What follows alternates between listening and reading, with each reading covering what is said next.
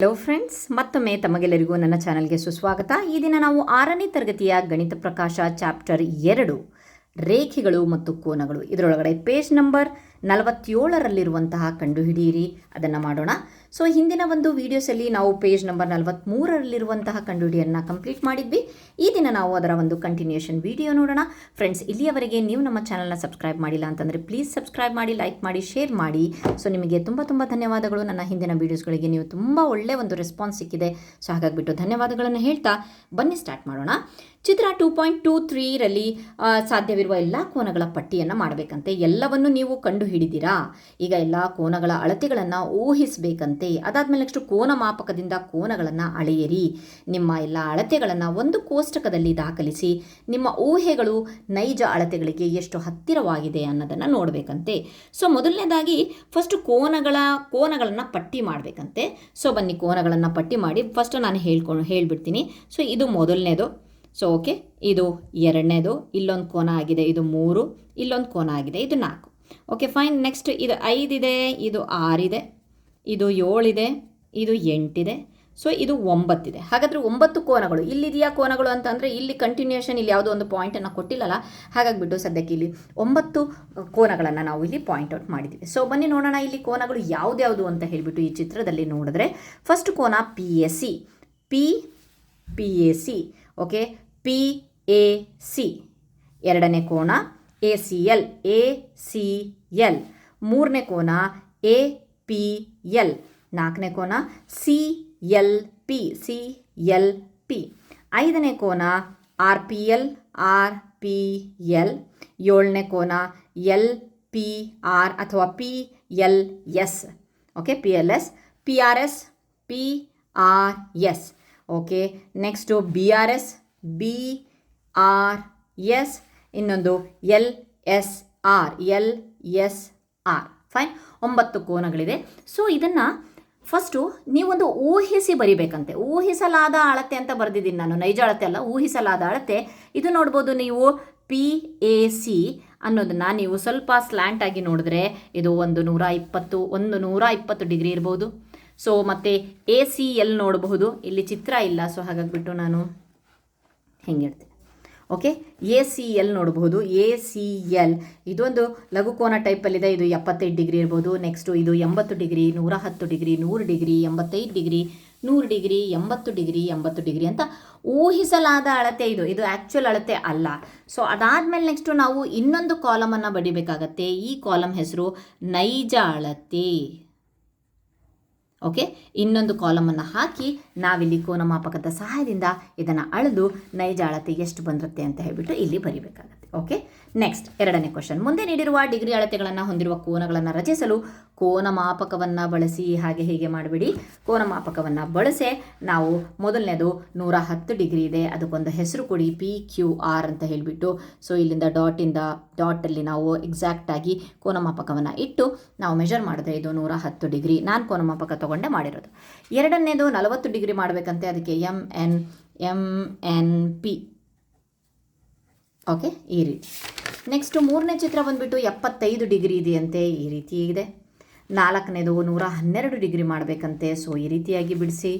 Next 134 degree ಇದೆಯಂತೆ, ಈ ರೀತಿಯಾಗಿ ಬಿಡಿಸಿ. ಓಕೆ, ನೆಕ್ಸ್ಟು ಮೂರನೇ ಕ್ವಶನ್ ಏನಿದೆ, ಮುಂದೆ ನೀಡಿರುವ ಕೋನದ ಅಳತೆ ಡಿಗ್ರಿಗಳಲ್ಲಿ ಎಷ್ಟಿದೆಯೋ ಅಷ್ಟೇ ಅಳತೆ ಇರುವ ಒಂದು ಕೋನವನ್ನು ರಚಿಸಿ ಅಂತ ಕೊಟ್ಟಿದ್ದಾರೆ. ಒಂದು ಕೋನವನ್ನು ರಚಿಸಿ ಕಂಟಿನ್ಯೂ. ಸೊ ಇದು ಎಷ್ಟಿದೆ ಅಂತ ಹೇಳಿಬಿಟ್ಟು ನಾವು ನೋಡಿದಾಗ ಇದು 115 ಡಿಗ್ರಿ ಇದೆ. ಓಕೆ, ಅಳತೆಯನ್ನು ಮಾಡಿದಾಗ 115 ಡಿಗ್ರಿ ಆಯಿತು. ಸೊ ಹಾಗಾದರೆ ಇದು ಎಷ್ಟಿದೆಯೋ ಅಷ್ಟೇ ಅಳತೆ ಇರುವ ಒಂದು ಕೋನವನ್ನು ರಚಿಸಬೇಕಂತೆ ನಿಮ್ಮ ನೋಟ್ಸಲ್ಲಿ. ಸೊ ಯಾವ ರೀತಿಯಾಗಿ ಇಲ್ಲಿವನ್ನು ಬಿಡಿಸಿದ್ದೇವೆ. ಸೊ ಸಿಂಪಲ್ಲಾಗಿ ಹೀಗೆ ಬರೆದಿದ್ದೀನಿ ನಾನು, ನೀವು ಮಾತ್ರ 115 ಡಿಗ್ರಿ ಕರೆಕ್ಟಾಗಿ. ಅಷ್ಟೇ ಅಲ್ಲದೆ ಹಾಗೂ ಕೋನವನ್ನು ರಚಿಸಲು ನೀವು ಅನುಸರಿಸಿದ ಹಂತಗಳನ್ನು ಬರೆಯಿರಿ. ಹೇಗೆ ಮಾಡಿದ್ರಿ ಅಂತ ಹೇಳಿ. ಫಸ್ಟ್ ಏನು ಮಾಡಿದ್ರಿ, OA ಕಿರಣವನ್ನು ರಚಿಸಿ.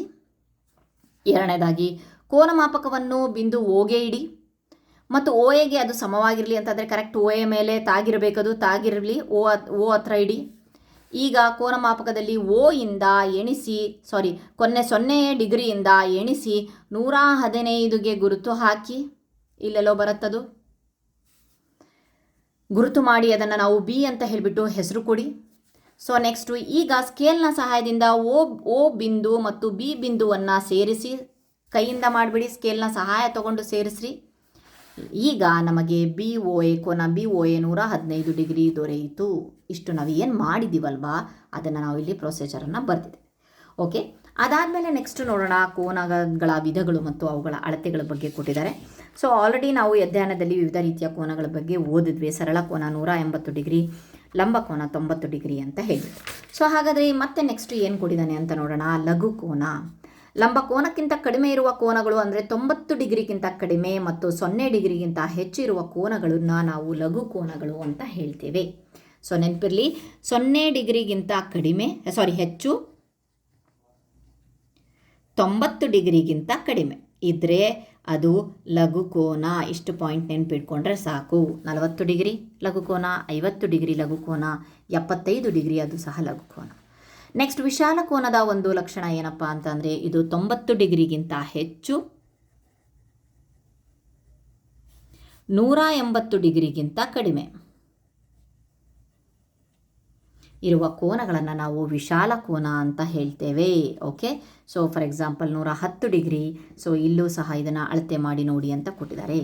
ನೆಕ್ಸ್ಟ್ ಇನ್ನೊಂದು ವಿಧ ಇದೆ. ಸರಳ ಕೋನ ಆಯಿತು. ಸರಳ ಕೋನ ಅಂತಂದರೆ 180 ಡಿಗ್ರಿ. ಅದಾದಮೇಲೆ ಯಾವುದಿದೆ? ಸರಳಾಧಿಕ ಕೋನ.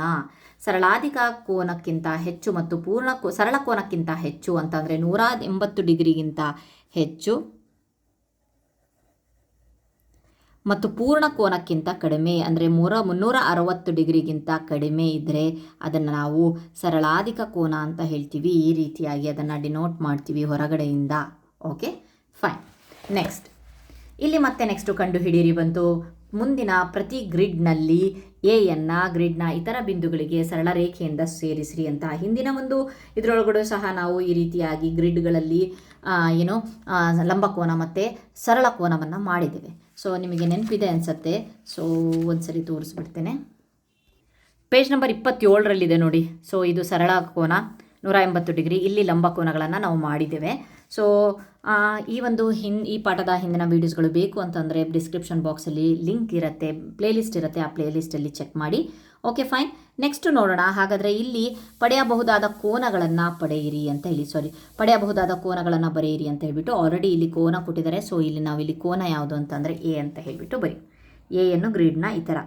ಓಕೆ, ಇಲ್ಲಿ ಬಂದುಬಿಟ್ಟು ಯಾವುದು ಮತ್ತೆ ಲಘು ಕೋನನೇ ಆಗಬೇಕಂತೆ. ಸೊ ಅದಕ್ಕೋಸ್ಕರ ನಾವೇನು ಮಾಡೋಣ, ಈ ರೀತಿಯಾಗಿ ಸೇರಿಸೋಣ. ಇದು ಒಂದು ಲಘು ಕೋನ ಆಗುತ್ತೆ. Okay, fine. ನೆಕ್ಸ್ಟ್ ಮೇಲೆ ಇನ್ನೊಂದು ಚಿತ್ರ ಇದೆ. ಯಾವುದಪ್ಪ ಅಂತಂದರೆ ವಿಶಾಲ ಕೋನ. ಸೊ ಫೈನ್, ವಿಶಾಲ ಕೋನಕ್ಕೆ ನಾವು ಈ ರೀತಿಯಾಗಿ ಸೇರಿಸ್ಕೊಂಡು ಹೋಗೋಣ.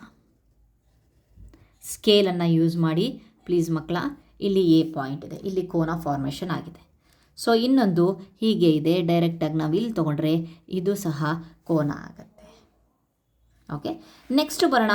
ಸರಳಾಧಿಕ ಕೋನ 180 ಡಿಗ್ರಿಗಿಂತ ಹೆಚ್ಚಿರಬೇಕು ಮತ್ತು 360 ಡಿಗ್ರಿಗಿಂತ ಕಡಿಮೆ ಇರಬೇಕಲ್ವಾ. ಸೊ ಇದಕ್ಕೆ ನಾವೇನು ಮಾಡೋಣ ಅಂತಂದರೆ ಹೀಗೆ ಮಾಡೋಣ, ಇಲ್ಲಿಂದ ಇಲ್ಲಿಗೆ. ಓಕೆ, ಅದು ಎ ಹೊರಗಡೆ. ನೆಕ್ಸ್ಟು ಇನ್ನೊಂದಿದೆ, ಅದನ್ನು ಈ ರೀತಿಯಾಗಿ ಮಾಡಿ ಇಲ್ಲಿಂದ ಕೌಂಟ್ ಮಾಡೋಣ. ಅದು ಸರಳಾಧಿಕ ಕೋನ ಆಗಿರುತ್ತೆ. Okay, fine. ನೆಕ್ಸ್ಟ್ ಚಿತ್ರ ನೋಡೋಣ. ಪ್ರತಿ ಕೋನದ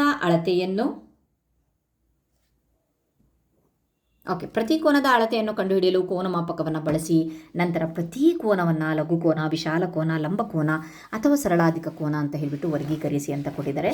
ಸೊ ಬನ್ನಿ, ನಾನಿಲ್ಲಿ ಚಿತ್ರವನ್ನು ಬರೆದಿದ್ದೇನೆ. ಸೊ ಹೇಗಿದೆ ಅಂತ ನೋಡಿ. ಈ ರೀತಿಯಾಗಿ ಅಲ್ಲಿ ಏನು ನಿಮ್ಮ ಟೆಕ್ಸ್ಟ್ ಬುಕ್ಕಲ್ಲಿ ಚಿತ್ರ ಇದೆಯೋ ಅದೇ ಟೆಕ್ಸ್ಟ್ ಬುಕ್ಕಲ್ಲಿ ಚಿತ್ರಗಳು ಕೊಟ್ಟಿದ್ದೀನಿ. ಸೊ ಇಲ್ಲಿ ನೀವು ನೋಡಬಹುದು PTR ಇಲ್ಲಿ ಏನಿದೆಯಲ್ವ ಚಿಕ್ಕ ಕೋನ. ಸೊ ಇದು 30 ಡಿಗ್ರಿ ಇರುತ್ತೆ. ಇದು ಲಘು ಕೋನ ಆಗಿದೆ. ಸೊ ನೆಕ್ಸ್ಟ್ ಮತ್ತೆ PTQ ಇದೆಯಲ್ವಾ, ಇದು 30, ಇದು 30, 60 ಡಿಗ್ರಿ ಆಯಿತು. ಅದು ಸಹ ಲಘು ಕೋನ ಆಗಿದೆ. ಸೊ ನೆಕ್ಸ್ಟ್ PTW ಎಷ್ಟಿದೆ ಅಂತ. PTW ಇದು ಕಂಪ್ಲೀಟಾಗಿ ಇಷ್ಟನ್ನು ನೋಡಿದಾಗ ಇದು 112 ಡಿಗ್ರಿ ಇದೆ. ವಿಶಾಲ ಕೋನ. ನಿಮ್ಮ ಟೆಕ್ಸ್ಟ್ ಬುಕ್ಕಲ್ಲಿ ನೀವು ಕೋನ ಮಾಪಕನ ಇಟ್ಟು ನೀವು ಅಳತೆ ಮಾಡಿಕೊಳ್ಳಿ. ವಿಶಾಲ ಕೋನ. ಸೊ ಅದಾದಮೇಲೆ ನೆಕ್ಸ್ಟ್ ಇನ್ನೊಂದು WTP ಹೊರಗಡೆಯಿಂದ ಇದು. ಓಕೆ, ಹೊರಗಡೆ ಏನಿದೆಯಲ್ವಾ ಇದು WTP ಎಷ್ಟಿದೆಯಪ್ಪ ಅಂತಂದರೆ ನಮಗೆ ಇದು ಗೊತ್ತಿಲ್ಲಲ್ವಾ. ಸೊ ನಮಗೆ ಗೊತ್ತುಂಟು ಏನಂತ ಹೇಳಿಬಿಟ್ಟು ಕಂಪ್ಲೀಟಾಗಿ ಒಂದು ಪೂರ್ಣ ಕೋನ ಅಂತ ಅಂದರೆ ಎಷ್ಟಪ್ಪ ಅಂತಂದರೆ 360 ಡಿಗ್ರಿ ಅಲ್ವಾ. ಸೊ ಹಾಗಾಗಿಬಿಟ್ಟು 360 ಡಿಗ್ರಿ ಇದಿದೆ ಅಂತ ಅಂದರೆ ಕಂಪ್ಲೀಟಾಗಿ ಫುಲ್ ಇದೆ ಅಂತ ಅಂದರೆ ಇದೆಷ್ಟಿದೆ ಅಂತ ಹೇಳಿ ಗೊತ್ತು. ಒಂದು 30, ಒಂದು 60, ಒಂದು 112 ಅಲ್ವಾ. ಇದನ್ನಿಷ್ಟನ್ನು ಸಹ ಕೂಡಿಸಿ ಅಲ್ಲ. ಸೊ ಇದಿಷ್ಟು ಕಂಪ್ಲೀಟಾಗಿ 112 ಇದೆಯಂತೆ. ಸಾಕು, ನಮಗೆ ಇದೇನು ಬೇಡ. ಇದಿಷ್ಟೇ 112 ಇದೆ ಅಂದಮೇಲೆ ಇದನ್ನು ರೌಂಡ್ ಅಪ್ ಮಾಡಿದ್ರೆ, ಸೊ ಇಲ್ಲಿ ತೋರಿಸ್ಬಿಡ್ತೀನಿ, ಇದಿಷ್ಟು 112 ಇದೆ. ಇದನ್ನು ರೌಂಡ್ ಅಪ್ ಮಾಡಿದ್ರೆ ನಮಗೆ ಕಂಪ್ಲೀಟಾಗಿ ಪೂರ್ಣ ಕೋನ ಸಿಗುತ್ತಲ್ವಾ. ಸೊ ಕಂಪ್ಲೀಟ್ ಪೂರ್ಣ ಕೋನ 360 ಡಿಗ್ರಿ ಗೊತ್ತು. 360 ಡಿಗ್ರಿಯಲ್ಲಿ 112 ಕಳೆದ್ರೆ ನಮಗೆ ಇದು ಬರುತ್ತೆ. ಸೊ ಹಾಗಾದರೆ 360ರಲ್ಲಿ 112 ಕಳೆದ್ರೆ 248 ಆಗುತ್ತೆ. ಸೊ ಹಾಗಾಗಿ ಇಲ್ಲಿ ಬರೆದಿದ್ವಿ 360 ಡಿಗ್ರಿ ಮೈನಸ್ PTW. WTPಯಲ್ಲಿ PTWನ ನೋಡಿದ್ರೆ ಏನಾಗತ್ತಪ್ಪ ಅಂತಂದರೆ 112 ಡಿಗ್ರಿಯನ್ನು ನಾವು ಮೈನಸ್ ಮಾಡಿದ್ರೆ 248 ಡಿಗ್ರಿ ಬರುತ್ತೆ. ಅದೇ ಸರಳಾಧಿಕ ಕೋನ. ನಾವು ಕಂಪ್ಲೀಟಾಗಿ ತೋರಿಸಿದ್ದೇವೆ. ಇಲ್ಲಿ ಅವರು ಇನ್ನೊಂದು ವರ್ಡ್ ಕೊಟ್ಟಿದ್ದಾರೆ, ಲಂಬ ಕೋನ ಅಂತ ಬಿಡಿ. ಇಲ್ಲಿ ಯಾವ ಲಂಬ ಕೋನ 90 ಡಿಗ್ರಿ ಯಾವುದು ಎಲ್ ಶೇಪಲ್ಲಿ ಕಾಣಿಸ್ತಾ ಇಲ್ಲ. ಓಕೆ, ಅವ್ರು ಯಾವುದ್ಯಾವುದನ್ನು ವರ್ಗೀಕರಿಸಿ ಅಂದರೂ ಅದಷ್ಟನ್ನು ಸಹ ನಾವಿಲ್ಲಿ ಬರೆದಿದ್ದೇವೆ. ಓಕೆ, ನೆಕ್ಸ್ಟ್ ನೋಡೋಣ. ಇಲ್ಲಿ ಅನ್ವೇಷಿಸೋಣ ಅಂತ ಹೇಳಿಬಿಟ್ಟು ಕೊಟ್ಟಿದ್ದಾರೆ. ಸೊ ಚಿತ್ರ TER ಎಷ್ಟಿದೆಯಂತೆ? TER 80 ಡಿಗ್ರಿ ಇದೆಯಂತೆ. ಹಾಗಾದರೆ BET ಅಳತೆ ಎಷ್ಟು? BET ಅಳತೆ ಎಷ್ಟು ಅಂತ. BET ಎಷ್ಟಿದೆ ನೀವು ನೋಡಬಹುದು. ಸೊ ಇದಕ್ಕೆ ಸುಳುವು ಅಂತ ಅಂದರೆ REB ಇದೆಯಲ್ವಾ. REB ಅನ್ನೋದು ಒಂದು ಸರಳ ಕೋನ ಗೊತ್ತು ನಮಗೆ. ಸೊ REBನ ಅಳತೆ ಎಷ್ಟು? ಸರಳ ಕೋನ ಅಂದರೆ 180 ಡಿಗ್ರಿ. ಇದರಲ್ಲಿ 80 ಡಿಗ್ರಿ TER ಅನ್ನು ಆವರಿಸುತ್ತೆ. ಹಾಗಾಗಿಬಿಟ್ಟು ಏನಾಗುತ್ತೆ ಅಂತಂದರೆ ಇವರು BET ಕೇಳಿದಾರಲ್ವಾ. ಸೊ ಇದಿಷ್ಟು ಅಂತಂದರೆ ಕರೆಕ್ಟಾಗಿ ಮಧ್ಯಕ್ಕೆ ಎಲ್ ಶೇಪಲ್ಲಿದೆ. ಇದು 90 ಡಿಗ್ರಿ ಅಲ್ವಾ. ಸೊ ಹಾಗಾಗಿಬಿಟ್ಟು ಕೋನ SETನ ಅಳತೆಯನ್ನು ಕಂಡುಹಿಡಿಯಲು ಇದೇ ರೀತಿಯ ಒಂದು ವಾದವನ್ನು ಅನ್ವಯಿಸಬಹುದು. ಸೊ ಹಾಗಾಗಿಬಿಟ್ಟು ಇದು 90 ಡಿಗ್ರಿ. ಹಾಗಾದರೆ SET ಎಷ್ಟಿದೆ? SET ಅಂತ ಅಂದರೆ 90ರಲ್ಲಿ 80 ಕಳೆದ್ರೆ 10 ಇದೆ. ಬರೀ ಇದು 10 ಡಿಗ್ರಿ ಅಲ್ವಾ. ಮತ್ತವ್ರು ಏನು ಕೇಳ್ತಾ ಇದ್ದಾರೆ? SET ಅಳತೆ ಎಷ್ಟು ಅಂತ ಕೊಟ್ಟಿದ್ದಾರೆ. BET ಅಳತೆನೂ ಕೇಳಿದ್ದಾರೆ ಅವರು. BET ಅಳತೆ ಎಷ್ಟು ಅಂತ ಹೇಳಿ. ಸೊ ಇಲ್ಲಿಂದ ಇದು 90 ಡಿಗ್ರಿ. 90 + 10 ಅಂತ ಅಂದರೆ 100 ಡಿಗ್ರಿ ಆಯಿತು. ಕೋನ BET 100 ಡಿಗ್ರಿ ಆಯಿತು. ಕೋನ SET 10 ಡಿಗ್ರಿ ಆಯಿತು. ಓಕೆ, ಐ ಹೋಪ್ ಅರ್ಥ ಆಗಿದೆ ಅಂದ್ಕೊಂಡಿದ್ದೀನಿ. ನೆಕ್ಸ್ಟು ಇದನ್ನು ಕಂಡುಹಿಡಿಯಿರಿ ನೋಡೋಣ. ಮುಂದಿನ ಡಿಗ್ರಿ ಅಳತೆಗಳಿಗೆ ಕೋನಗಳನ್ನು ರಚಿಸಿ. ಸೊ ಬನ್ನಿ ನೋಡೋಣ, ಪೇಜ್ ನಂಬರ್ 50ರಲ್ಲಿರುವಂಥದ್ದನ್ನು. ಸೊ ಕಂಟಿನ್ಯೂ ಮಾಡೋಣ. ಸೊ ಮೊದಲನೇದು 140 ಡಿಗ್ರಿ ಮಾಡಬೇಕಂತೆ. ಕರೆಕ್ಟಾಗಿ ಕೋನ ಮಾಪಕ ಬಳಸೇ ಮಾಡಿದ್ದೀನಿ 140 ಡಿಗ್ರಿ. ಸೊ ಇದಕ್ಕೆ ಕೋನ ಯಾವುದು ಅಂತ ಹೇಳ್ಬಿಟ್ಟು ಏನು ಹೇಳಿಲ್ಲ, ಬರೀ ಕೋನಗಳನ್ನು ರಚಿಸಿ ಅಂತ ಕೊಡಿದರೆ ಇದು ವಿಶಾಲ ಕೋನ ಬರುತ್ತೆ. ಸೊ ಅದಾದಮೇಲೆ ನೆಕ್ಸ್ಟ್ 82 ಡಿಗ್ರಿ ಅಂತ. ಸೊ ಕಂಪ್ಲೀಟಾಗಿ ಚಿಕ್ಕ ಚಿಕ್ಕ ಗೆರೆಗಳು ಸಹ ಕನ್ಸಿಡರ್ ಮಾಡಬೇಕು ನಾವು. 82 ಡಿಗ್ರಿ ಯಾವುದು ಬರುತ್ತೆ ಅಂದರೆ ಅದು ಲಘು ಕೋನ ಬರುತ್ತೆ. ಸೊ ಅದೇ ರೀತಿ 195 ಡಿಗ್ರಿ ಮಾಡ್ಕೊಳ್ಳಿ, ಅದು ಸರಳಾಧಿಕ ಕೋನ ಬರುತ್ತೆ. 70 ಡಿಗ್ರಿ ಲಘು ಕೋನ, 35 ಡಿಗ್ರಿ ಲಘು ಕೋನ. ಓಕೆ, ಇದನ್ನು ಐ ಹೋಪ್ ನೀವು ಬಿಡಿಸ್ತೀರಾ ಅಂದ್ಕೊಂಡು ನಾನು ಇದನ್ನು ಕಂಟಿನ್ಯೂ ಮಾಡ್ತೀನಿ. Okay fine. ನೆಕ್ಸ್ಟ್ ನೋಡಿ, ಪ್ರತಿ ಕೋನದ ಗಾತ್ರವನ್ನು ಅಂದಾಜು ಮಾಡಿ ನಂತರ ಕೋನ ಮಾಪಕದಿಂದ ಅಳೆಯಿರಿ ಅಂತ ಕೊಟ್ಟಿದ್ದಾರೆ. ಕೋನ ಮಾಪಕದಿಂದ ಅಳೆಯಿರಿ ಅಷ್ಟೇ ಕೊಟ್ಟಿಲ್ಲ, ಕೋನಗಳನ್ನು ಲಘು, ಲಂಬ, ವಿಶಾಲ ಅಥವಾ ಸರಳಾಧಿಕ ಕೋನ ಅಂತ ಹೇಳ್ಬಿಟ್ಟು ವರ್ಗೀಕರಿಸ್ರಿ ಅಂತಲೂ ಕೊಟ್ಟಿದ್ದಾರೆ. ಸೊ ನೀವು ಇದನ್ನು ನೋಡ್ಬೋದು. ಇದೆಷ್ಟಿದೆಯಪ್ಪ ಅಂತ ಅಂದರೆ 45 ಡಿಗ್ರಿ ಇದೆ. ಸೊ ಇದು ಲಘು ಕೋನ. Okay, 45 degree. ನೀವು ಒಂದು ಹೆಸರನ್ನು ಸಹ ಕೊಡ್ಬೋದು, ABC ಅಂತ ಹೇಳಿಬಿಟ್ಟು ಬರೆದ್ಬಿಟ್ಟು ಕೋನ ABC = 45 ಡಿಗ್ರಿ = ಲಘು ಕೋನ. ಇಷ್ಟನ್ನು ಬರಿಬಹುದು. Okay fine. ನೆಕ್ಸ್ಟ್ ಇದು 160 ಡಿಗ್ರಿ ಇದೆ. ಇದು ವಿಶಾಲ ಕೋನ. ಓಕೆ, ನೆಕ್ಸ್ಟು ಇದು C ನೋಡ್ಬೋದು, ಈ ರೀತಿಯಾಗಿ ಬಂದಿದೆ. ಇದು 120 ಡಿಗ್ರಿ ಇದೆ. ಸೊ ಇದು ಸಹ ವಿಶಾಲ ಕೋನ. ಓಕೆ, ನೆಕ್ಸ್ಟು ಇದನ್ನು ನೋಡ್ಬೋದು, ಇದು ಬರೀ 30 ಡಿಗ್ರಿ ಇದೆ. ಇದು ಲಘು ಕೋನ. E ಅನ್ನು ನೋಡ್ಬೋದು.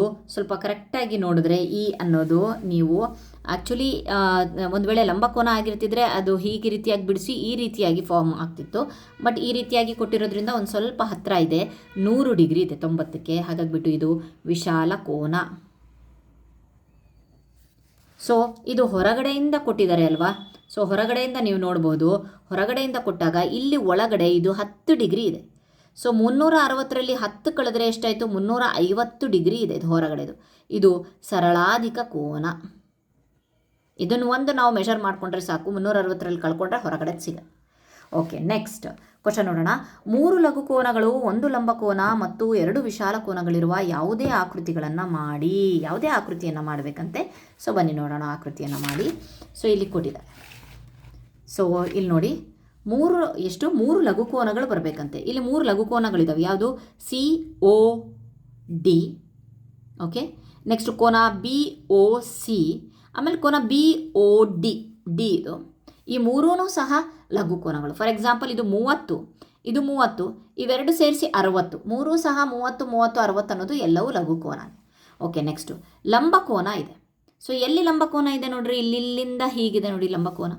ಸೊ BOA, ಕೋನ BOA ಇದು ಲಂಬಕೋನಕ್ಕೆ ಬಂತು. Okay fine. ನೆಕ್ಸ್ಟ್ ವಿಶಾಲ ಕೋನ AOC. ಇಲ್ಲಿಂದ ತಗೊಂಡ್ರೆ ನಾನು AOC ಇದೆಯಲ್ಲ ಅದು ವಿಶಾಲ ಕೋನ ಆಗುತ್ತೆ. AOD ಇದೆಯಲ್ಲ ಅದು ಸಹ ವಿಶಾಲ ಕೋನ ಆಗುತ್ತೆ. ಓಕೆ, ಇದರೊಳಗಡೆ ನಮಗೆ ಅವರು ಹೇಳಿದ್ದು 3 ಲಘುಕೋನ, 1 ಲಂಬಕೋನ, 2 ವಿಶಾಲ ಕೋನ ಇದೆ. Okay fine. ನೆಕ್ಸ್ಟ್ ಬೇರೆ ರೀತಿಯಾಗಿಯೂ ಸಹ ನೀವು ಯೋಚನೆ ಮಾಡಿ ಚಿತ್ರವನ್ನು ಬಿಡಿಸಬಹುದು. ಓಕೆ, ನೆಕ್ಸ್ಟ್ ನೋಡೋಣ. ಎಂ ಅಕ್ಷರವನ್ನು ಎರಡೂ ಬದಿಗಳಲ್ಲಿರುವ ಕೋನಗಳು 40 ಡಿಗ್ರಿ ಮತ್ತು ಮಧ್ಯದ ಕೋನ 60 ಡಿಗ್ರಿ ಆಗುವಂತೆ ರಚಿಸಿ. ಒಂದು ಎಂ ಆಗಬೇಕಂತೆ. ಇಲ್ಲಿ ತೋರಿಸ್ತಾ ಇದ್ದೀನಿ ನಾನು. ಸೊ ಒಂದು ಲಂಬಕೋನ, ಎಮ್ಮಲ್ಲಿ ಇದು 40 ಡಿಗ್ರಿ ಆಗಬೇಕು. ಸೊ ಈ ರೀತಿಯಾಗಿ ಫಸ್ಟ್ ಇಟ್ಕೊಂಡು ಇಲ್ಲಿ ಕೋನಮಾಪಕ ಇಟ್ಕೊಂಡು 40 ಡಿಗ್ರಿ ಮಾಡಿ. ಸೊ ಇದು ಸಹ 40 ಡಿಗ್ರಿ ಆಗಬೇಕಂತೆ. ಇಲ್ಲಿ ಏನಿದೆಯಲ್ಲ ಮಧ್ಯದ್ದು ಅದು 60 ಡಿಗ್ರಿ ಆಗೋ ಥರ ಎಂ ರೀತಿಯ ಒಂದು ಚಿತ್ರವನ್ನು ಬಿಡಿಸ್ಬೇಕಂತೆ. ಸೊ ನೀವು ಇದನ್ನು ನೋಟ್ಸಲ್ಲಿ ಬಿಡಿಸ್ಕೊಳ್ಳಿ. Okay fine.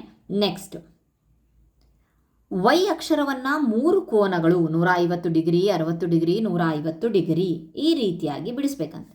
ಸೊ ಯಾವ ರೀತಿಯಾಗಿ ಬಿಡಿಸ್ಬೇಕು ಅಂತ ಹೇಳ್ತಿದ್ದಾರೆ ಅಂತ ಅಂದರೆ ವೈ ಅಕ್ಷರ ಹೇಳ್ತಾ ಇದ್ದಾರೆ ಇವರು. ವೈ ಅಕ್ಷರ ಸೊ 150 ಡಿಗ್ರಿ ಇರಬೇಕಂತೆ, ಒಂದು 60 ಡಿಗ್ರಿ ಇರಬೇಕಂತೆ, ಈ ಕಡೆ ಒಂದು 150 ಡಿಗ್ರಿ ಇರಬೇಕಂತೆ. ಈ ರೀತಿಯಾಗಿ ಬಿಡಿಸ್ಬೇಕು ಅಂತಂದರೆ ನೀವು ಫಸ್ಟ್ ಏನು ಮಾಡಬೇಕು ಅಂತ ಅಂದರೆ ಒಂದು ಗೆರೆ ಹಾಕಬೇಕು.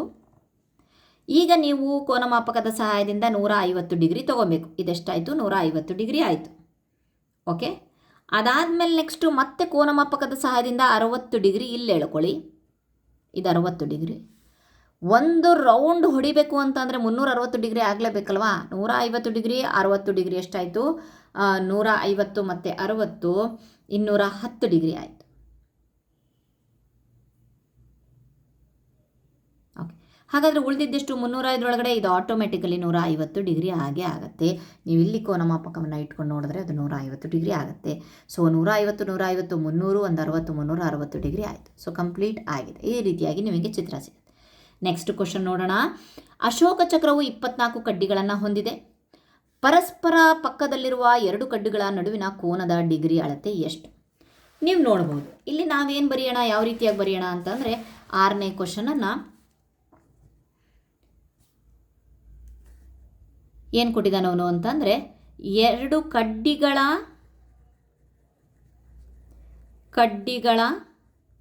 ನಡುವಿನ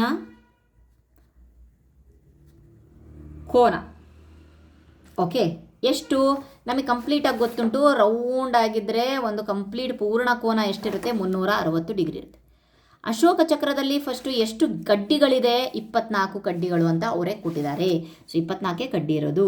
ಸೊ 24 ಕಡ್ಡಿ ಇದ್ದಾಗ 2 ಕಡ್ಡಿಗಳ ಮಧ್ಯೆ ಎಷ್ಟಿರುತ್ತೆ ಅಂತಂದರೆ ಇದನ್ನು ನಾವು ಡಿವೈಡ್ ಮಾಡಿದ್ರೆ 15 ಡಿಗ್ರಿ ಆಗುತ್ತೆ. ಓಕೆ, 15 ಡಿಗ್ರಿ ಆಗುತ್ತೆ. ಹಾಗಾದರೆ ನಮಗೆ ಸಿಕ್ತು 1ನೇ ಕ್ವಶನು. ಪರಸ್ಪರ ಪಕ್ಕದಲ್ಲಿರುವ 2 ಕಡ್ಡಿಗಳ ನಡುವಿನ ಕೋನದ ಡಿಗ್ರಿ ಅಳತೆ ಎಷ್ಟು? 15 ಡಿಗ್ರಿ. ಇದು 15, ಇದು 15. ಈ ರೀತಿಯಾಗಿ ಪ್ರತಿಯೊಂದು 2 ಕಡ್ಡಿಗಳ ಮಧ್ಯೆ 15 ಡಿಗ್ರಿ 15 ಡಿಗ್ರಿ ಇರುತ್ತೆ. ಹಾಗಾದರೆ 2 ಕಡ್ಡಿಗಳ ನಡುವೆ ಉಂಟಾದ ಅತಿದೊಡ್ಡ ಲಘುಕೋನ ಯಾವುದು? ಅತಿದೊಡ್ಡ ಲಘುಕೋನ ಯಾವುದು ಅಂತಂದರೆ ನೀವು ನೋಡಬಹುದು. ಮೊದಲನೇದಾಗಿ ಏನಿರುತ್ತಪ್ಪ ಅಂತ ಅಂದರೆ 15 ಡಿಗ್ರಿ ಇರುತ್ತಲ್ವಾ. ಸೊ ಇಲ್ಲಿ ನಾವು ಏನು ಬರಿಬೋದು? 2 ಕಡ್ಡಿಗಳ ನಡುವೆ ಉಂಟಾದ ಅತಿ ದೊಡ್ಡ ಲಘುಕೋನ ಅಂದರೆ ಎಷ್ಟು ಅಂತ ಅಂದರೆ ಯಾವ್ದು ಇರಬಹುದು, ಯಾವುದು ಫಸ್ಟ್ ಯಾವುದು ಅಂತ ಹೇಳ್ಬಿಟ್ಟು ಇಲ್ಲಿ ತೋರಿಸ್ತೀನಿ. ಯಾವುದಪ್ಪ ಅಂತಂದರೆ ಇದ್ರ ಮಧ್ಯೆ ಇದು 15 ಅಲ್ವಾ. ಸೊ ಇದಾದಮೇಲೆ ಇದೆಷ್ಟಿರುತ್ತೆ, 15 30 ಆಗುತ್ತೆ, ನೆಕ್ಸ್ಟ್ 30 ಆಗುತ್ತೆ, ಮತ್ತು ಇದನ್ನು ನೆಕ್ಸ್ಟ್ ನೋಡಿದ್ರೆ ನಾವು 45 ಆಗುತ್ತೆ, ಆಮೇಲೆ 60 ಆಗುತ್ತೆ, ಆಮೇಲೆ 75 ಆಗುತ್ತೆ. ಅದಾದಮೇಲೆ 90 ಬರುತ್ತೆ. ಬಟ್ 90 ಅಂತ ಅಂದರೆ ಈ ರೀತಿಯಾಗಿ ಸ್ಟ್ರೋಕ್ಸ್ಗಳು ಬಂದುಬಿಡುತ್ತೆ, ಕಡ್ಡಿಗಳು ಈ ರೀತಿಯಾಗಿ ಬರುತ್ತಲ್ವಾ. ಸೊ ಹಾಗಾಗಿಬಿಟ್ಟು ಈ ರೀತಿಯಾಗಿ ನಾವು ತೊಗೊಳಂಗಿಲ್ಲ, 2 ಕಡ್ಡಿಗಳ ನಡುವೆ ಉಂಟಾದ ಅಂತ ಕೇಳ್ತಿರೋದು. ಸೊ ಹಾಗಾಗಿಬಿಟ್ಟು ಇಲ್ಲೆಲ್ಲೂ ನೀವು ಎಲ್ಲ ಕಡೆನೂ ಈ ರೀತಿಯಾದಂತಹ ಚಿತ್ರಗಳೇ ಇದೆ ನೋಡ್ರಿ ಇಲ್ಲಿ.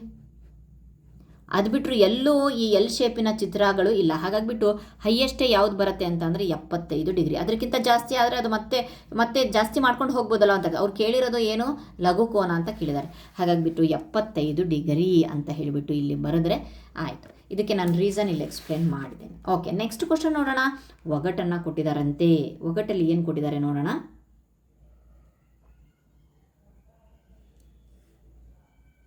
ನಾನು ಒಂದು ಲಘು ಕೋನ ಅಂತೆ, ನನ್ನ ಅಳತೆಯನ್ನು ದ್ವಿಗುಣಗೊಳಿಸಿದ್ರೆ ಲಘು ಕೋನವನ್ನು ಪಡಿತೀರಾ ಅಂತೆ. ಓಕೆ, ನಾನೊಂದು ಲಘು ಕೋನ ಅಂತೆ, ನನ್ನ ಅಳತೆ ದ್ವಿಗುಣಗೊಳಿಸಿದ್ರೆ ಡಬಲ್ ಮಾಡಿದ್ರೆ ನಾನು ಮತ್ತೆ ಲಘು ಕೋನನೇ ಸಿಗತ್ತಂತೆ. ನನ್ನ ಅಳತೆಯನ್ನು 3 ಪಟ್ಟು ಹೆಚ್ಚಿಸಿದ್ರೆ ಆವಾಗಲೂ ಸಹ ಲಘು ಕೋನನೇ ಸಿಗತ್ತಂತೆ, 3 ಪಟ್ಟು ಹೆಚ್ಚಿಸಿದೆ. ನೆಕ್ಸ್ಟು ನನ್ನ ಅಳತೆಯನ್ನು 4 ಪಟ್ಟು ಹೆಚ್ಚಿಸಿದ್ರೆ ಸಹ ಆವಾಗೂ ಸಹ ಲಘು ಕೋನನೇ ಬಂತು. ಆದರೆ ನನ್ನ ಅಳತೆ 5 ಪಟ್ಟು ನೆಕ್ಸ್ಟ್ ಮತ್ತೆ 5 ಪಟ್ಟು ಜಾಸ್ತಿ ಮಾಡಿದ್ರೆ ಆವಾಗ ಅದು ವಿಶಾಲ ಕೋನ ಆಗುತ್ತೆ. ಹಾಗಾದರೆ ಇಲ್ಲಿವರೆಗೆ ನಮಗೆ 90 ಲಘು ಕೋನ ಅಂತ ಅಂದ್ರೇನು, 90 ಡಿಗ್ರಿ ಒಳಗಡೆನೇ ಇರಬೇಕು, ಅದರ ಒಂದು ಸಮ್, ಅದರ ಮೊತ್ತ. ಅದಾದಮೇಲೆ ನೆಕ್ಸ್ಟ್ ಜಾಸ್ತಿ ಆದರೆ ಅದು ಸೀದಾ ಡೈರೆಕ್ಟಾಗಿ ವಿಶಾಲ ಕೋನಕ್ಕೆ ಬರುತ್ತೆ. ಓಕೆ, ನನ್ನ ಅಳತೆಯ ಸಾಧ್ಯತೆಗಳು ಯಾವುವು? ಫಾರ್ ಎಕ್ಸಾಂಪಲ್ ಸಿಂಪಲ್ಲಾಗಿ ನೋಡೋಣ. ನಾನು 15ರಿಂದ ತೊಗೊಳ್ತೀನಿ. 15 ಡಬಲ್ ಮಾಡಿದೆ 15, 30 ಆಯಿತು. 30ನ್ನು ಮತ್ತೆ ನಾನು ಡಬಲ್ ಮಾಡಿದೆ 60 ಆಯಿತು. 60ನ್ನು ನೆಕ್ಸ್ಟು ನಾನು ಡಬಲ್ ಮಾಡಿದಾಗ 4ನೇ ಟೈಮು. ಓಕೆ, ಮತ್ತೊಮ್ಮೆ ಎಕ್ಸ್ಪ್ಲೇನ್ ಮಾಡ್ತೀನಿ ನೋಡಿ. ಒಂದು ವೇಳೆ ಯಾವುದ್ರೊಳಗೆ ರಫೆಲ್ ಮಾಡೋಣ. 15 ತೊಗೊಂಡೆ ಅಂದ್ಕೊಳ್ಳಿ. 15 ಎರಡನೇ ಸಲ 30 ಆಯಿತು. ಮತ್ತೆ 15 ಜಾಸ್ತಿ ಆಯಿತು. 15 ಜಾಸ್ತಿ ಆದಾಗ ಅದು 30ಕ್ಕೆ 15 ಆದರೆ 45 ಆಯಿತು. ಮತ್ತೆ 15 ಜಾಸ್ತಿ ಆದಾಗ 60 ಆಯಿತು. ಓಕೆ, ಇಲ್ಲಿವರೆಗೆ ಕರೆಕ್ಟ್ ಆಯಿತು. 60ಕ್ಕೆ ಮತ್ತೆ 15 ಜಾಸ್ತಿ ಮಾಡಿದಾಗ ಅದು ವಿಶಾಲ ಕೋನ ಆಗಬೇಕಂತೆ, ಆಗ್ತಾ ಇಲ್ಲ. ಅದು ಮತ್ತೆ ಏನಾಗ್ತಾ ಇದೆ, ಅದಿನ್ನು ಲಘು ಕೋನದಲ್ಲೇ ಇದೆ. ಹಾಗಾಗಿ 15 ಇಲ್ಲ. ಓಕೆ, ನೆಕ್ಸ್ಟ್ ನಂಬರ್ ನೋಡೋಣ. ಓಕೆ, 15, 16 ಅಂತ ಅಂದ್ರೂ ಏನು ಒಂದೊಂದು ಜಾಸ್ತಿ ಆಗುತ್ತೆ. ಓಕೆ, 17 ಅಂತ ಅಂದರೂ 2 ಜಾಸ್ತಿ ಆಗುತ್ತೆ. ನಾನು ಸೀದಾ 19ಕ್ಕೆ ಬರ್ತೀನಿ. ಓಕೆ, 19ಕ್ಕೆ 19ನ್ನು ಕೂಡಿಸ್ತೇನೆ. ಎಷ್ಟಾಯಿತು, 38 ಆಯಿತು. ಇಲ್ಲಿಗೆ 19 ಅನ್ನೋದು ಲಘು ಕೋನನೇ. ಇನ್ನು 19 ಹಾಕಿದ್ರೆ ಅದನ್ನು 38 ಆಯಿತು. ನೆಕ್ಸ್ಟ್ ಮತ್ತೆ ನಾನು 19ನ್ನು ಹಾಕಿದೆ, ಅದು 57 ಆಯಿತು. ಓಕೆ ಫೈನ್, ಅದೊಂದು ಲಘು ಕೋನ. ನೆಕ್ಸ್ಟ್ ಮತ್ತೆ 19ನ್ನು ಹಾಕಿದೆ, ಆಗ 76 ಆಯಿತು. ಓಕೆ, 76 ಆಯಿತು. ಇದು 4, ಇದು ಲಘು ಕೋನ. ಓಕೆ, ನೆಕ್ಸ್ಟು ಇದು ಫಸ್ಟ್ನೇ ಆಪ್ಷನ್ ಆಯಿತು, 4 ಲಘು ಕೋನ ಬರುತ್ತಂತೆ. ಮತ್ತೆ ನೆಕ್ಸ್ಟ್ 19ನ್ನು ಹಾಕ್ತೇನೆ. ಎಷ್ಟಾಗತ್ತೆ, 95 ಆಯಿತು. ಈ 19 ಹಾಕಿದ ತಕ್ಷಣ ನಾನು 76ಕ್ಕೆ 19 ಹಾಕಿದ್ರೆ 95 ಆಯಿತು. ಇದು ವಿಶಾಲ ಕೋನ ಆಯಿತು. Very good. ಹಾಗಾದರೆ ಅವ್ರು ಹೇಳಿದ್ದೇನು, 4 ಲಘು ಕೋನಗಳನ್ನು ಸೇರಿಸಿ ಆಮೇಲೆ 5ನೇ ಸಲ ನಾನು ಮತ್ತೆ ನನಗೆ ಅದೇ ನಂಬರನ್ನು ಕೂಡಿಸಿದ್ರೆ ಎಷ್ಟಾಗುತ್ತೆ, ನಾನು ವಿಶಾಲ ಕೋನ ಆಗ್ತೇನೆ ಅಂತ ಹೇಳಿದ್ರು. ಹಾಗಾದರೆ ಇಂಥ ಎಷ್ಟು ಚಾನ್ಸಸ್ ಇದೆ? ಸೊ ಈ ಚಾನ್ಸಸ್ ಎಷ್ಟಿದೆ ಅಂದರೆ, ನೀವು 19ರಲ್ಲೂ ಇದೇ ರೀತಿ ಬರುತ್ತೆ, 20ರಲ್ಲೂ ಬರುತ್ತೆ. 20 ನೋಡಿ ಎಷ್ಟು ಸಿಂಪಲ್ ಆಗಿದೆ. 20 20 20 20 20 ಲಘು ಕೋನ, 40 60 80. ಓಕೆ, 80 ಆಯಿತು. ಈಗ ನೆಕ್ಸ್ಟ್ ಮತ್ತೆ 20 ಹಾಕಿದ ತಕ್ಷಣ ಅದು 100 ಆಯಿತು. ಇದು ವಿಶಾಲ ಕೋನ ಆಯಿತು. ಸೇಮ್ ಕೇಸ್ ಅಲ್ವಾ? ಸೊ ಹಾಗಾಗಿಬಿಟ್ಟು 19 20 21 ಸಹ ನೀವು ನೋಡಬಹುದು. Okay fine. ನೆಕ್ಸ್ಟು ಓಕೆ, 21 ಸಹ ನೀವು ಮಾಡಿ ನೋಡಿ, ಅದೇ ರೀತಿ ಬರುತ್ತೆ. 22 ಸಹ ಮಾಡಿ ನೋಡಿ, ಅದೇ ರೀತಿ ಬರುತ್ತೆ. 22 22 44 22 44 1 22 66. ಓಕೆ, 66ಕ್ಕೆ ಮತ್ತೆ 22 ಸೇರಿಸಿದೆ, 88 ಬಂತು. ಇಲ್ಲಿವರೆಗೂ ಸಹ ಲಘು ಕೋನನೇ ಬಂತು. 88ಕ್ಕೆ ಮತ್ತೆ 22ನ್ನು ಕೂಡಿಸಿದಾಗ ಅದು 110 ಆಯಿತು. ಇದು ವಿಶಾಲ ಕೋನ ಆಯಿತು. ಇದೂ ಸಹ ಬಂತು. ಸೊ 22 ಆಯಿತು. ಈಗ ನಾವು ಲಾಸ್ಟು 22ಕ್ಕೆ ಯಾಕೆ ಸ್ಟಾಪ್ ಮಾಡಿದ್ರಿ, 23ನ್ನು ತೊಗೊಬೋದಲ್ಲ ಅಂತ ಹೇಳ್ಬೋದು ನೀವು. ಭಾಳ ಜನರಿದ್ದೀರಾ. 23ಕ್ಕೆ 23 ಸೇರಿಸಿದೆ 46 ಆಯಿತು. ಮತ್ತೊಂದು 23 ಸೇರಿಸಿದೆ, ಆವಾಗ 69 ಆಯಿತು. ಮತ್ತೊಂದು 23 ಸೇರಿಸಿದ ತಕ್ಷಣ ಅದು 92 ಆಗಿಬಿಡ್ತು. ಎಲ್ಲಿದೆ 4 ಲಘುಕೋನಗಳು ಇಲ್ಲ. ಸೊ ನಮ್ಮ ಲಿಮಿಟ್ ಇಲ್ಲಿಗೆ ಸ್ಟಾಪ್ ಆಯಿತು. 19, 20, 21, 22 ಲಾಸ್ಟ್. Okay fine. ಹಾಗಾದರೆ ನಾವು ಇಲ್ಲಿ 7ನೇ ಲೆಕ್ಕ ನಾನು ಒಂದು ಲಘುಕೋನ ಅಂತ ಕೊಟ್ಟಿದ್ದೀನಲ್ಲ, ನಿಮಗಿಷ್ಟವಾದಂತೆ ಯಾವುದಾದ್ರೂ ನಂಬರನ್ನು ಬರ್ಕೊಳ್ರಿ 19ರಿಂದ 22ರವರೆಗೆ. ಓಕೆ, 4 ನಂಬರ್ ಬರೆದ್ರೆ ಅವ್ರು ಕೇಳ್ತಿರೋದು ನಾನು ಒಂದು ಲಘುಕೋನ ಅಂತ ಕೊಟ್ಟಿದ್ದೀನಿ, ನಾನೊಂದು ಲಘುಕೋನ ಅಂತ ಕೊಟ್ಟಿದ್ದೀನಿ. ಸೊ 4ರಲ್ಲಿ ಯಾವುದನ್ನು ಸಹ ತೊಗೊಂಡ್ರು ಸಹ ನಿಮ್ಮ ಉತ್ತರ ಸರಿಯಾಗುತ್ತೆ ಈ 4ರಲ್ಲಿ. ಓಕೆ, ನಿಮಗೆ ಇಷ್ಟವಾದದ್ದು ಒಂದು ನಂಬರನ್ನು ತೊಗೊಂಡು ಬೇಕಾದರೆ ಅಲ್ಲಿ ನೀವು ಎಕ್ಸ್ಪ್ಲೇನನ್ನು ಮಾಡಬಹುದು. Okay fine. ಐ ಹೋಪ್ ಈ ಒಂದು ಇಲ್ಲಿಗೆ 6ನೇ ತರಗತಿಯ ಕಂಪ್ಲೀಟ್ ಆಗಿ ರೇಖೆಗಳು ಮತ್ತು ಕೋನಗಳ ಒಂದು ವಿಡಿಯೋಗಳನ್ನು ಅಭ್ಯಾಸದ ಪ್ರಶ್ನೆಗಳನ್ನು ಮಾಡಿದ್ದೀನಿ. ಐ ಹೋಪ್ ನಿಮಗೆ ನನ್ನ ವಿಡಿಯೋಸ್ ಅರ್ಥ ಆಗಿದೆ ಮತ್ತು ಇಷ್ಟ ಆಗಿದೆ ಅಂತ ಭಾವಿಸ್ತಾ ವಿಡಿಯೋನ ಮುಗಿಸ್ತೇನೆ. ನೆಕ್ಸ್ಟ್ ಚಾಪ್ಟರ್ ಜೊತೆಗೆ ನೆಕ್ಸ್ಟ್ ಒಂದು ವಿಡಿಯೋದಲ್ಲಿ ಬರ್ತೇನೆ. ನೆಕ್ಸ್ಟ್ ಚಾಪ್ಟರ್ ಹೆಸರು ಸಂಖ್ಯಾಟ. Thank you so much friends.